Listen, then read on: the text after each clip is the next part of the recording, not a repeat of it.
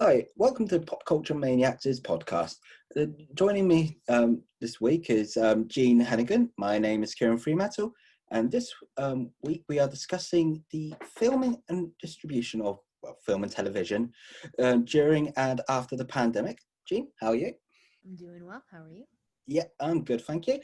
So let's get cracking with this. So obviously, with the pandemic, I think it doesn't take, unless you're absolutely oblivious, you realise that a lot of things have changed, including film and television. So I thought we'd start with the filming side. So obviously, when the pandemic first hit, it pretty much disrupted everything filming-wise. Not pretty much every major film has been delayed. Same with every TV show, and even when lockdown restrictions were being eased and lifted, it's still caused problems. Best examples I can come up with a couple from the UK are Jurassic World Domination and the Batman both had to have delays because of positive COVID tests. With the Batman, most obviously it was with Robert Pattinson getting the illness, and unlike with other films, if say there was something causing a delay, you could at least rejig the schedule and at least film something else. But it's obviously not something you could do with circumstances as they are. Yeah, I mean, over here in the States, we've kind of slowly restarted filming. I know a lot of productions up in Canada have already begun, and so far so good from what I'm hearing there. And I'm based in Chicago, and we just started having a couple major productions come back. We had the last couple weeks of filming for the TV series Fargo, and we have our Chicago PD, Med, and Fire shows that are apparently going to start in the next couple weeks. In addition to the announcement that the Batman film is going to be coming to Chicago to film exteriors in the next month or so. So slowly we're getting back on track, but you know, from a TV perspective, the Chicago shows normally start at the end of July, so we're already several months late on those. So it's definitely going to impact things down the line. But hopefully things get up and running, and there's not too much disruption. Yeah, that's the hope. Things in the UK at the moment, the infection rates are going back up, and we're pretty much on the edge of another lockdown. And it seems to be the trajectory of many places. My brother lives in Hong Kong, and they've had a similar situation. They pretty much went into lockdown again over when the numbers spiked. Same with France and Spain, the numbers are spiking, and obviously if you would assume that it would happen again when even when it eases in the Americas or anywhere else. So it's going to be a roll until there's either a vaccine or we just happen to have immunity. I think it's going to be a roll. It's going to be a rolling thing.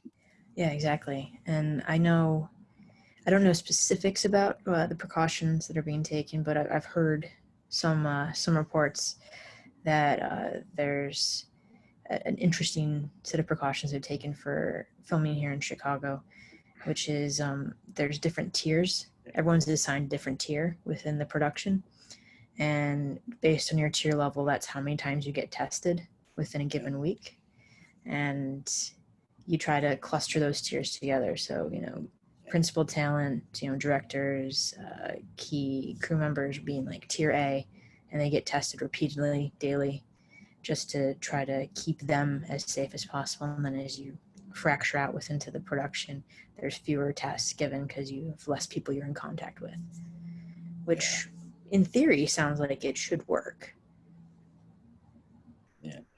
Yeah, I think in the UK we have a licensing system at the moment. I've noticed, like, in people I follow on Instagram, a few friends on Facebook, they mentioned that they've got the appropriate COVID-approved license, and generally of like filming, like things like makeup teams, they have to go in full protective gear. So you've got nice plastic visor, face masks, disposable aprons and gloves. So obviously look more like a medical team than a makeup team. And obviously there's general restrictions are like, obviously you have to keep maintain social distancing for most filming. But older actors pretty much aren't allowed on set, so any film scenes they do are done as Skype or Zoom calls. And obviously the big one is obviously there's no intimate scenes, so no kissing, no sex scenes or anything. So obviously a lot of productions are trying to have to find ways around that at the moment. Yeah, I know there's been some reports on some of the soap operas here that they're having the partners of the actors double as their on-screen love interests for intimate scenes. Yeah, and I was going to say that's something I was going to mention with because soaps are very big in the UK, and it's quite I thought it was actually quite amusing. Like they had to stretch out all their episodes, so and to the point that even like two of the big soaps, EastEnders and Hollyoaks, ended up running out of episodes to show, and they made a big deal when they were actually up and running again. And that's a similar thing happened here for a number of I think there's maybe 4 soap operas we have left, and all but one had run out of episodes, and one filmed like 8 months in advance, so they actually had enough episodes to cover the entire time. Yeah, generally with soaps, because they're filmed like quite just, well, soaps, they don't exactly do adventure. They've got sets already. You don't do adventurous cinematography or anything, so it's sort of quick and easy to shoot.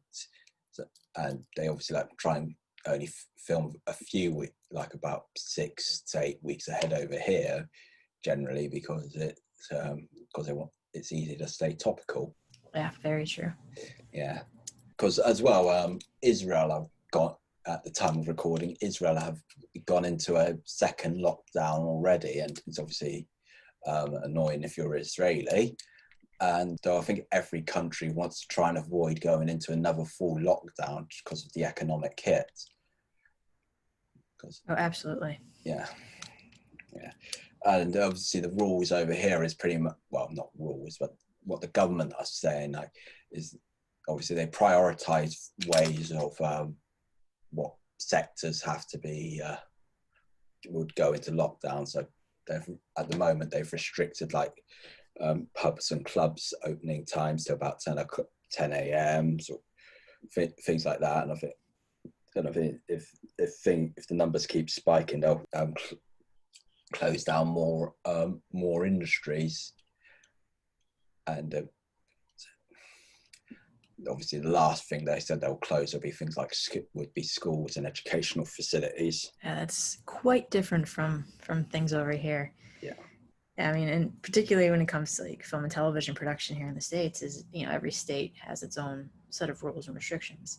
Yeah. So depending on where we're filming, and I mean the big hubs would be New York, California, and Georgia, and I guess Illinois with Chicago for some TV productions.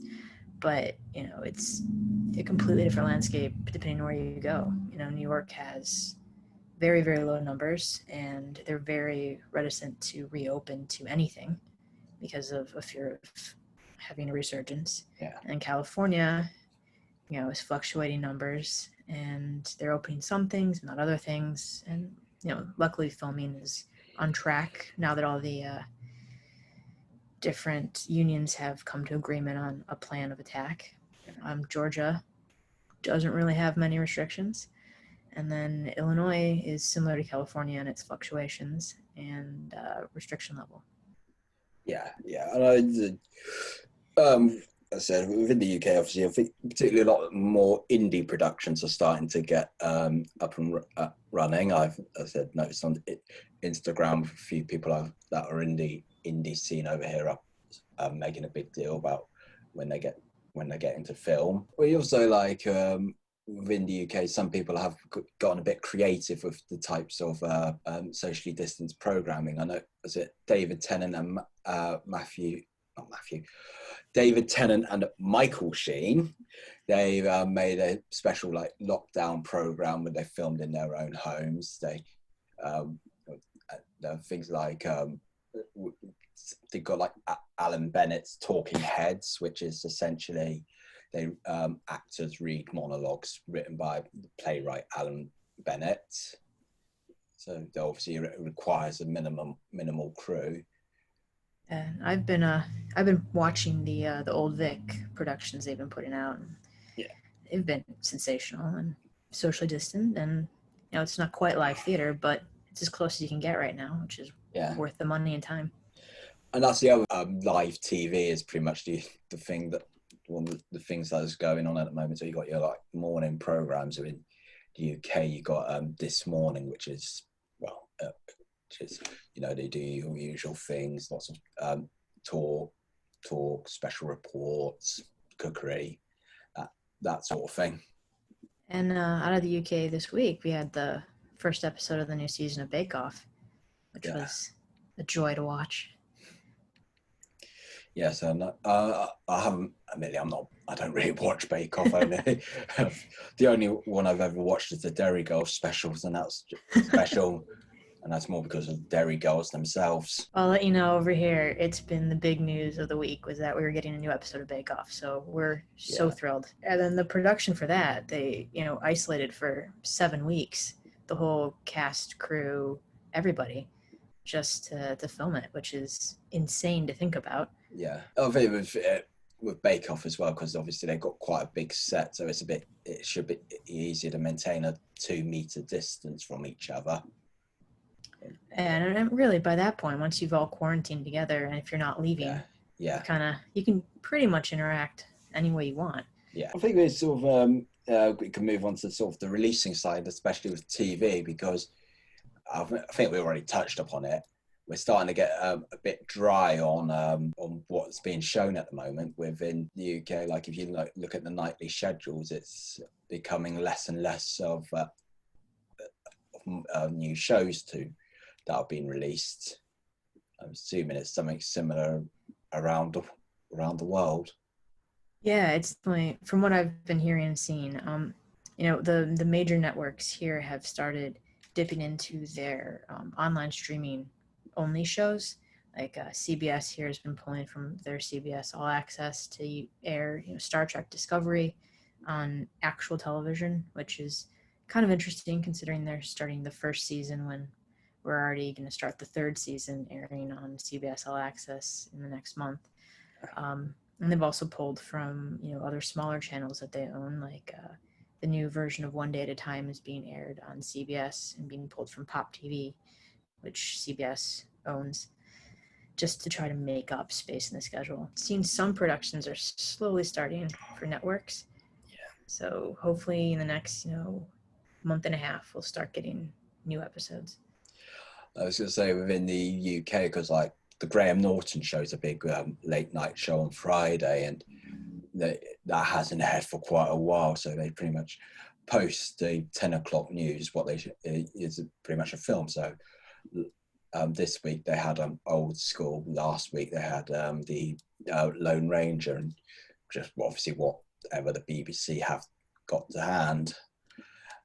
And is he not doing like virtual shows? Because our late night talk shows are doing virtual versions with like Zoom calls with celebrities. No, he hasn't been doing that. I think. Wow. I think the basically because there's barely anything to promote. The only thing because the only thing that's really come out fairly recently was Bill and Ted Face the Music in cinemas over here. So they had Alex Winter in the studio in London for the one show, and Keanu Reeves was in Berlin because they were filming The Matrix 4 over there. So he came in online. Wow, that's very different. I'm surprised. Yeah. Yeah, as I said, it's getting a bit dry, but so obviously most of the channels have been dipping into their repeats. So whatever's gone hand. There have been a few more programs like coming out recently. There's ITV made a big song and dance that they brought into had some new shows ready for the autumn. So you had Des, which is starring David Tennant, which is about a serial killer from the 70s, a real serial killer. So, and you know, had some more episodes of Who Wants to Be a Millionaire. Yeah, here we've got a new season of Big Brother that started up. Well, that's torture for you then. I don't watch Big Brother, but I've just heard that it's been pretty atrocious and a little bit on the racist side, which is always great. Yeah, but I mean, basically our main releases we've seen from television have been, you know, from streaming sites that tend to have a lot of stuff in the queue already. Yeah. And then we can move on to stream because obviously, whilst there has been some releases, even that's starting to slow down a bit because The Boys, because the first series was released in all in one go, and the second series they're releasing it weekly instead. And, yeah, and I've seen that people are not pleased that they've gone to a weekly release. Although I mean, as someone who binged the entire series with my screeners, it's a season that really needs the break. It's a lot happening, but yeah, I mean, it's a way to keep things going with programming. Amazon traditionally doesn't have a ton, although I just got screeners for a new show they're dropping in November. So they still got stuff coming. Yeah. I think also with a lot of TV and films, it might depend on special effects because obviously anything that requires lots of special effects has to be filmed quite in advance anyway. So you can things like special effects artists and editors, they can potentially work from home on their own computers. It's not like if the outbreak happened in say 2000. It would probably be a lot more difficult because obviously a lot of people wouldn't have been able to work from home as easily. Oh yeah, absolutely. I'll sort of move on to as well, like because of the numbers, Disney have pretty much pulled back all their film releases to next year. So no Soul, Black Widow, or anything like that are coming out this year, and they've had to push back. What's it called? Falcon and the Winter Soldier as well. And they've pushed back Wonder Woman and Duke is still on the schedule, which I don't know how much longer that'll be there. Yeah, and I think they're released around Christmas time, but I think if anything, the virus is probably going to be a lot worse in winter than it is in summer. Oh yeah, almost certainly. And whilst the No Time to Die is also scheduled about in November, I wouldn't be surprised if they end up pushing that back as well. It's like pretty much 2020 has been a complete write-off for the film industry. Oh yeah, and I suspect, you know, the only things that'll be even eligible in award season are going to be small indie films that they released on demand online. Yeah. Which actually would be interesting, but... that is like the joke I've seen on Twitter, like the Oscars, like who would get nominated, like Sonic the Hedgehog and like that, Bad Boys for Life, because they're the only few films that got released in Birds of Prey. Yeah, with studios, they're trying to figure out how to make the best out of a bad situation because Trolls was released on premium VOD and was pretty successful. But that seems to be a fluke because if it was really a viable option, you can imagine studios would have released a lot of their big films already by now. Yeah, and I think, I mean, as weird as it is to say, I think the pandemic's going to help Netflix's films more than anything because people are going to watch them now. And that could be like the only stuff that's eligible in a major way for award season. And I was going to say, I find with the premium VOD model, the price point's really high. Obviously, we talked about Yes. with Mulan, the $30 was a bit of a turn off of when you're already paying for Disney Plus to begin with, and basically it's the same price as buying the Blu-ray normally, or not much difference. You may as well wait for the home release. I like seeing one of the big premium VOD releases was Kings of Staten Island, and now they've seen the advertisement. They're making a big point now that the rental price is about £3.49 instead of what it was $19.99 over here. Oh wow. Yeah, but it's been months since the original release of the film. But yeah, it's still a pretty good deal. Yeah, but see as well, cinemas are struggling because the few things that have been released. Was apparently Mulan has made more money through its premium VOD release than Tenet has, or at least within America. And I have been to the cinema a few times since they've reopened, but some two films were fairly busy, but obviously they were at half capacity, and two other films there was barely anyone else in the cinema. So yeah, social distancing was easy to maintain. It's obviously not good from a business standpoint for cinemas. Yeah, I personally have not gone back, despite having a unlimited movie plan with the theater, even though they're open here. But I mean, I did purchase the Mulan through Disney Plus, and allowed other people to. I had other people chip in to pay me back, so we kind of all put in money, so it wasn't as expensive, and everyone got to watch it on their own individual accounts on our Disney Plus account. So it worked out better for all of us financially than going to see the movie. Yeah, above it with cinemas as well. It's not just seeing the film. It's just a whole. Oh, well, I'm a bit. You can call me a Luddite if you want to, but it's about the experience. There's something, the energy, just being with a crowd of people to watch a film, plus, obviously better picture quality as well, because whilst people do talk about the virtues of premium VOD, a lot of these obviously big blockbusters are obviously made for the big screen, and not many people are going to have have an expensive home theatre set up on, are they? Because most people just have the TV, and that's about it. They won't bother with speakers or anything like that. No, you're totally right. There's definitely some magic in going to see a movie in a theater with everyone around you and having that same experience. Yeah, exactly. And as I said, and obviously you go online and you see people have these, say, like, theatres are dead. Why not release everything on VOD or Netflix or whatever? And you think, because it's not economically viable. Exactly. And generally the relationship between cinemas and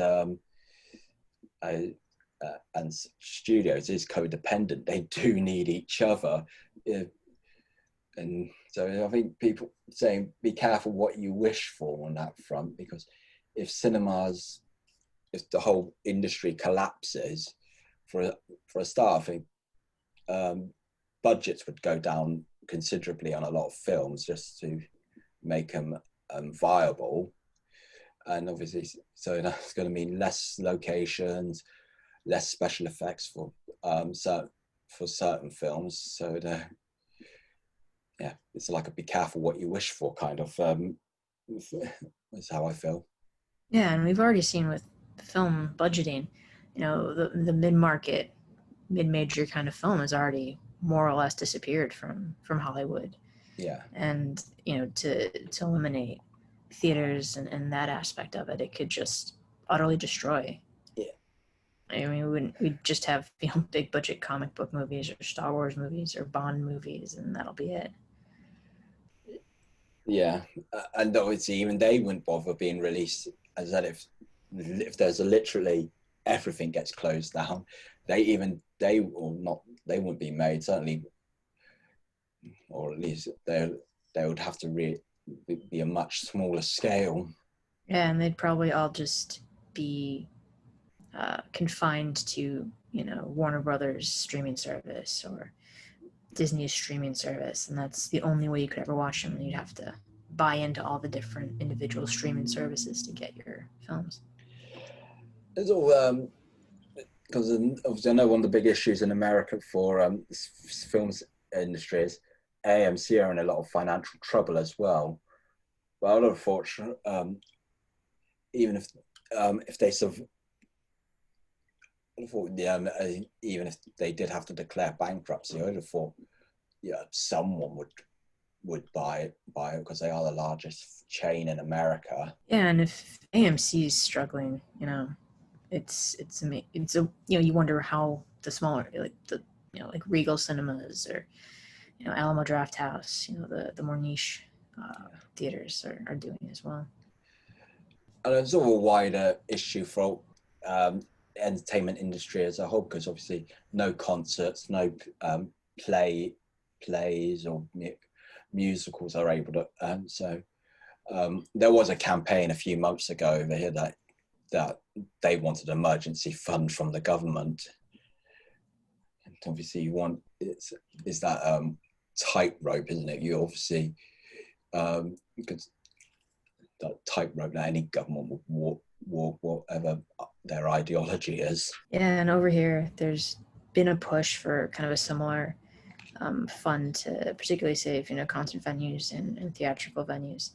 And it's met a lot of resistance because people in high-ranking positions or in places that don't have a lot of, theaters or concert venues don't really see the point of protecting the arts. And so that's a huge, huge issue here in the States. No, I will think whatever happens, there will be some sort of recovery. It's just a question of how long it would take, whether it would be fairly quick, like just a year or two, or if it's something more like like after the golden age of Hollywood took quite a while to recover until the sort of the new kids on the block came about, like your Scorsese, Spielberg's, George Lucas's revitalized it. Yeah, I think that's probably going to be the big question is how do we rebound? Is it going to be, business as usual where the large IP properties just continue chugging along, or is this going to spur a new generation of filmmakers and writers to try to make their mark and try to find a place in Hollywood in a world where there's not just big budget films and small niche projects. Exactly. The way films, I think particularly with the film industry, I think a lot of studios have just treated it like a giant dump month because January, January, February used to be the months where studios used to just sort of dump out their turkeys or things that they could just make a quick profit on, like a horror film. It's just now it's just obviously it's been about for about half a year, so 1-2 months. Yeah, and something like Blumhouse that has this really interesting way of churning out films pretty quickly and at low budgets, where the main actors involved get a cut of the profit as opposed to get their money up front, might be kind of a way to revitalize the film industry in a way. Yeah. So I think that's quite an illuminating discussion we've had, or we hope so. So to our listeners, please leave your comments. Thank you very much for listening. If you enjoyed the show, please subscribe to our YouTube channel. Please like us on Facebook or follow us on Twitter, Instagram. Obviously, and take care of yourselves.